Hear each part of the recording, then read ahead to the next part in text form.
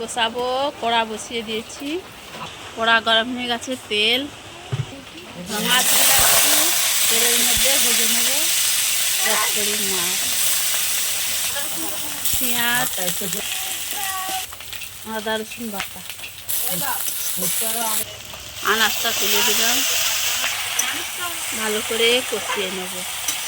লবণ, লঙ্কার গুঁড়ো, হলুদের গুঁড়া,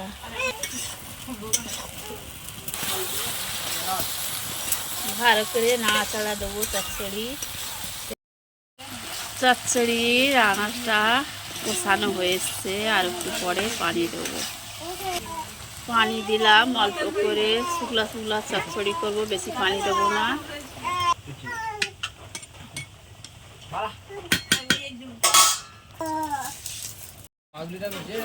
চচ্চড়ি একটু বাকি আছে, আর একটু পরে নামাবো।